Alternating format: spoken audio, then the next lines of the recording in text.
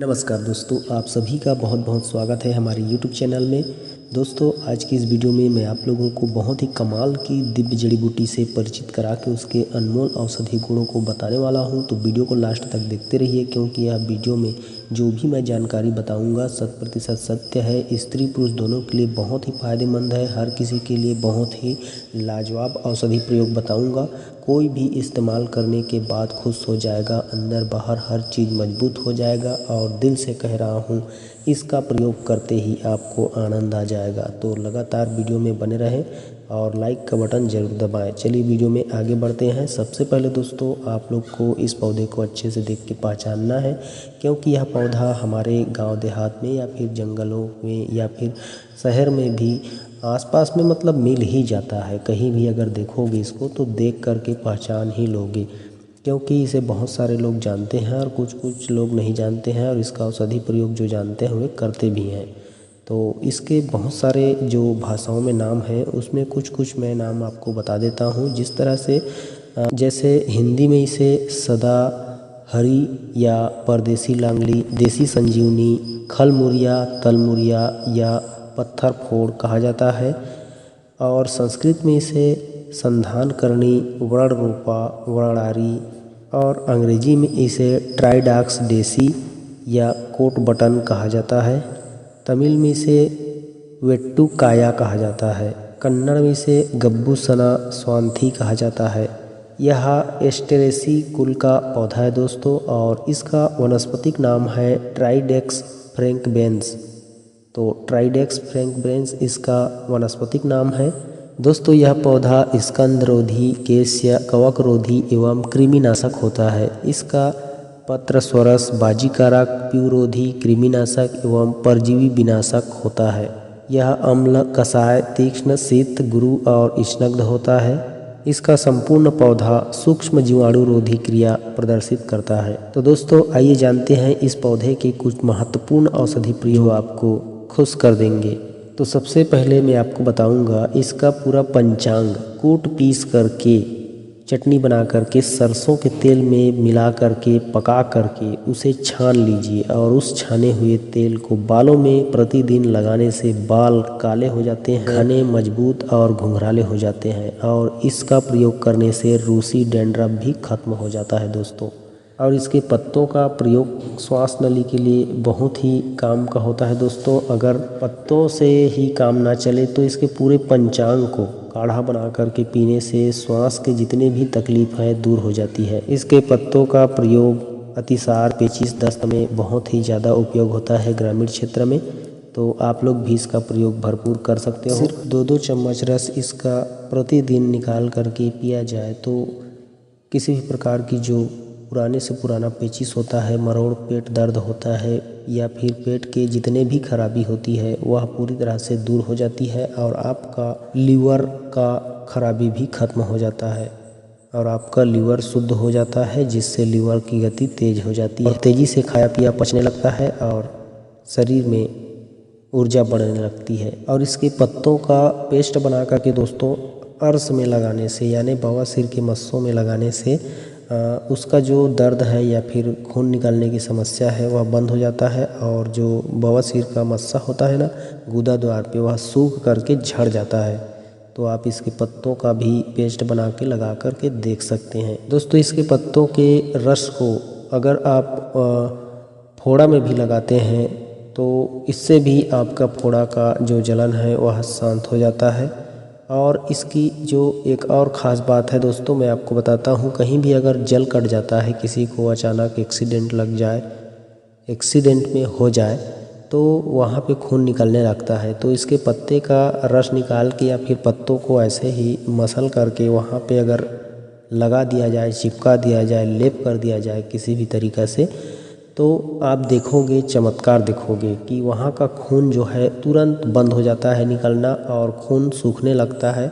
और वहाँ की जो मांसपेशियाँ हैं बहुत ही शीघ्रता से एक साथ जुड़ने लगती है, और जो दरार, घाव या चीरा लग जाया रहता है, कट फट जाया रहता है, शरीर में जख्म हो चुका रहता है, वह धीरे धीरे भरने लगता है। मतलब आप अगर सुबह लगे रहोगे, हाथ में पैर में लगे रहेगा, तो वह शाम तक के धीरे धीरे भर जाएगा।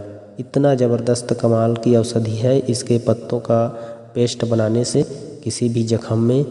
तो आप लोग इसे बिल्कुल ध्यान रखिए और कहीं भी मिले तो फट से प्रयोग करके देख सकते हो दोस्तों अगर किसी को आपके घर में या फिर किसी भी सदस्य को कभी भी जोड़ों में दर्द या तकलीफ़ होता रहता है तो उनको इस तरह की तकलीफ़ में अगर स्टार्टिंग में शुरुआत में अगर चालू हो रहा है तो आप बिल्कुल मत घबराइए। इस पौधे को पहचान लीजिए और इसके पूरे पंचांग को कूट पीस करके अच्छे से पेस्ट बना लीजिए सबसे पहले, और उसमें सरसों का तेल मिला लीजिए बराबर मात्रा में और सौंठ का पाउडर मिला लीजिए।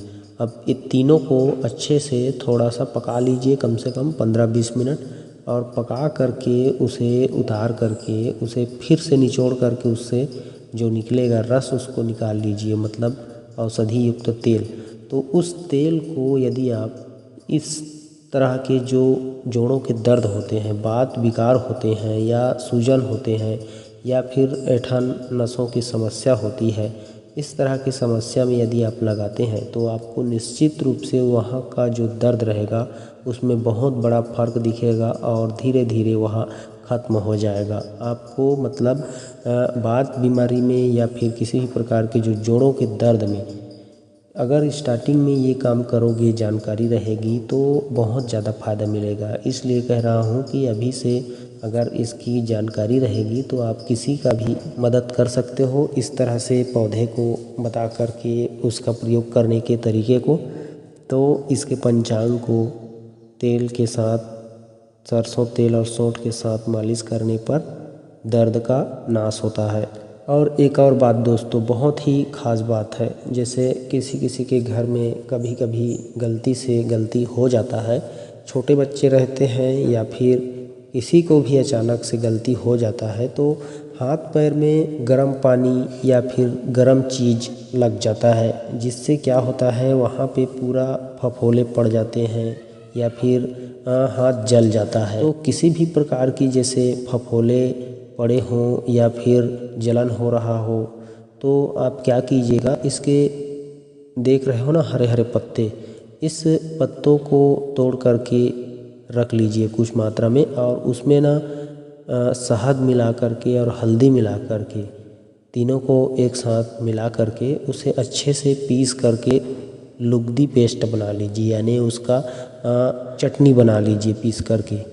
अब इस तरह से पीसे हुए जो लुगदी रहेगा, पेस्ट रहेगा, उसको फफोलों में, फोड़ों में या जहाँ भी आग से जला है या फिर गर्म पानी से जला है तो वहाँ पे पूरा शरीर में लेप कर दीजिए अच्छे से, हल्की परत लगा करके। और इस तरह से करोगे ना दोस्तों तो मैं गारंटी दे रहा हूँ आपको बाहर अस्पताल जाने की ज़रूरत शायद नहीं पड़ेगी और किसी भी प्रकार की और अन्य दवा खाने की ज़रूरत नहीं पड़ेगी, क्योंकि यह बहुत जल्द फफोले को ठीक करता है, जलन को दूर करता है और सबसे बड़ी बात उस जगह को सुखाने लगता है, जिससे कि त्वचा सूख जाती है और सूखने के बाद वह मुरझा के ठीक हो जाती है। तो इस तरह से यह असर दिखाता है दोस्तों यह परदेसी लांगली का पौधा। तो आप लोग देख लीजिए और अच्छे से पहचान लीजिए दोस्तों, यह बहुत ही काम का औषधि है। और इसके अलावा अगर आप धातु पुष्ट करना चाहते हो या फिर वीर्य गाढ़ा करना चाहते हो तो बहुत ही गजब का इसका प्रयोग होता है। मैं आपको बता रहा हूँ, आजमाया हुआ टेस्टेड प्रयोग है। क्या कीजिएगा, आप पलास के पत्ते को हर कोई जानता होगा, पलास के जो पौधा होता है उसके जो पत्ते होते हैं ना, उसमें कोमल कोमल पत्ते होते हैं पलास में।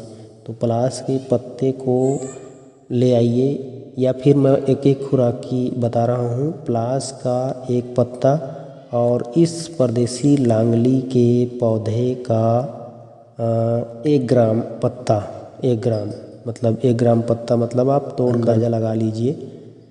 तो 1 ग्राम इस परदेसी लांगली का पत्ता और 1 पत्ता पलास का, और इन दोनों के जितने भी भाग होंगे, यानी 2 ग्राम होगा, 3 ग्राम होगा, तो उतने ही ग्राम आपको भुना हुआ चना, जो भुना हुआ चना होता है ना, जो मार्केट में मिलता है बाज़ारों में, तो उस भुने हुए चने को एक साथ मिला करके पीस लीजिए। और पीसने के बाद यह एक खुराक है। अब इस एक खुराक को एक लड्डू बना लीजिए और लड्डू बनाने के बाद प्रतिदिन ऐसा लड्डू बना बना करके खाइए। ऊपर से हो सके तो शहद चाट लीजिए या फिर दूध अगर पचता है तो दूध पी लीजिए। इस तरह से अगर आप करोगे ना तो निश्चित रूप से आपको प्रमेह में, शीघ्र पतन में, धातु रोग में लाभ होगा। स्त्री पुरुष दोनों के लिए फ़ायदेमंद है, तो कोई भी इसका प्रयोग कर सकता है। और अगर आप इसी तरह से एक एक लड्डू रोज़ाना बनाने में झंझट समझते हैं तो आप इसका ज़्यादा मात्रा करके, ज़्यादा लड्डू तैयार करके जितना दिन खाना चाहें, हफ्ता दिन, 15 दिन, उतने दिन के लिए बना लीजिए और प्रयोग कीजिए और खुश रहिए दोस्तों। तो इस तरह से इसके बहुत सारे और भी प्रयोग हैं, लेकिन आज की वीडियो में बस इतना ही बता रहा हूँ। अगर आज की ये जानकारी आपको अच्छी लगी हो तो ज़रूर वीडियो को लाइक कीजिए, शेयर कीजिए और हमारे चैनल के साथ इसी तरह की अनमोल जानकारी सुनते रहिए। मैं मिलता हूँ अगली वीडियो में, तब तक के लिए नमस्कार। जय हिंद, जय छत्तीसगढ़।